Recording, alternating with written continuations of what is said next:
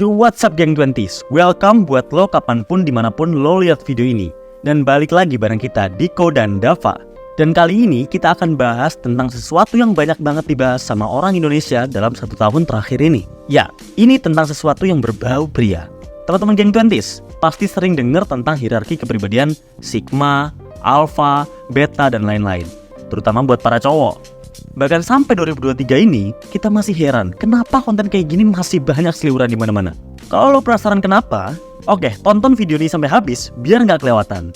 Dan dari konten ini, lo bisa dapat insight dan prinsip yang bisa lo bawa kemanapun lo berada.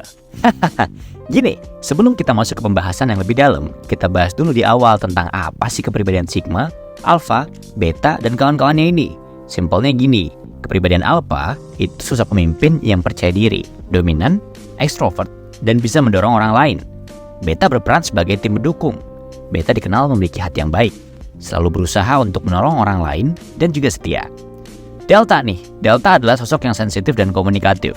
Delta adalah sosok yang mudah berempati dan menjaga perasaan orang lain maupun dirinya sendiri, dan seringkali pemalu. Gamma adalah sosok yang terorganisir geng 20s, percaya diri, dan independen. Gamma dapat memahami kelebihan dirinya dengan baik. Seringkali Gamma berusaha sendiri untuk mencapai tujuannya.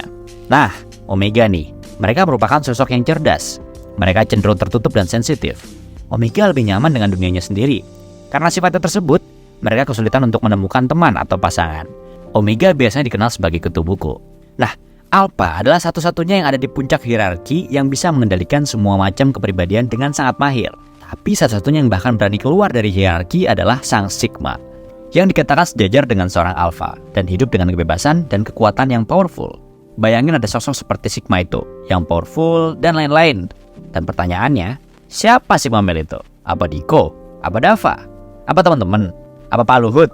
Apa Tom Cruise? Atau apakah kita perlu menjadi seorang Sigma male?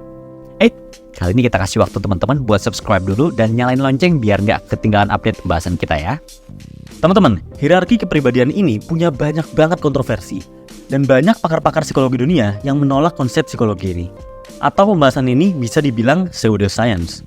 Apa itu pseudoscience?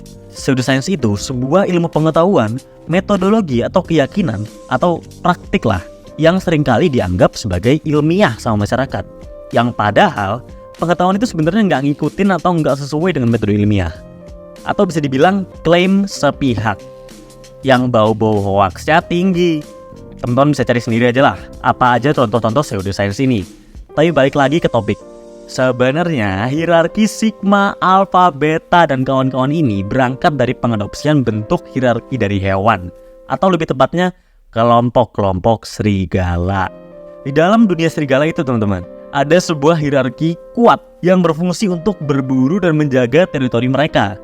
Dan faktanya, ketika serigala berburu bersama kelompoknya atau menjaga teritori mereka, ketika serigala berburu bersama kelompoknya atau kelompok ini bisa disebut dengan pack. Mereka bisa sampai 20 ekor bareng-bareng. Dan di dalam pack ini terdapat seorang alpha, beta, dan lain-lain yang masing-masing serigala memiliki perannya sendiri-sendiri. Dan ketika hierarki kepribadian ini diadopsi ke bentuk kepribadian manusia, ini jadi satu problem yang kompleks. Karena manusia juga punya kepribadian yang gak sesimpel itu geng 20s.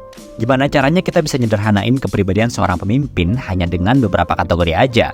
Dan faktanya manusia itu punya keunikannya masing-masing dalam menjalin hubungan satu sama lain.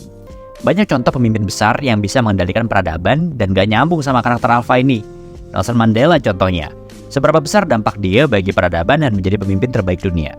Tapi di sisi lain, dia orang yang introvert geng 20s, sensitif dan juga pendiam. Tapi dia nggak takut untuk membela nilai-nilai yang dia pegang. Dalai Lama, tokoh pemimpin besar, seorang introvert yang penuh cinta, dan beberapa kontroversi yang akhir-akhir ini ramai di publik yang sangat banyak kemungkinan adanya perbedaan dengan karakter alpha. Banyak lagi pemimpin-pemimpin besar lain. Adolf Hitler memiliki kepribadian yang sama. Untuk Steve Jobs, bahkan bapak-bapak negara kita, Pak Soekarno. Jadi, apa mereka Sigma? Tentu bukan.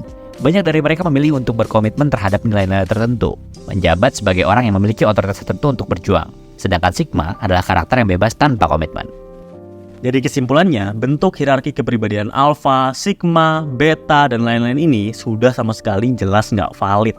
Di sisi lain, nggak apa-apa banget kok buat lihat pembahasan kepribadian ini berdasarkan kacamata yang memotivasi kita untuk mengembangkan diri. Dan bisa juga kok gunain ini untuk kompas teman-teman mau jadi karakter seperti apa sih dalam hidup dan memperkuat karakter teman-teman Geng 20s. Tapi akan menjadi sangat bias ketika kita gunain ini sebagai penilaian kita terhadap diri sendiri ataupun orang lain. Nggak semua kok sosok yang empatik nggak cocok untuk menjadi leader. Dan nggak semua juga karakter yang pendiam, dingin, dan keluar dari aturan itu karakter yang powerful layaknya karakter Sigma. Nggak harus jadi Sigma ataupun Alpha. Yang terpenting adalah kita paham ingin menjadi seorang seperti apa. Kita juga paham kekuatan dan kelemahan diri kita dan fokus pada apa yang bisa kita lakuin sekarang. Oke? Semoga video ini berguna buat teman-teman dalam mengembangkan diri menuju the best version of yourself. See you Geng 20s!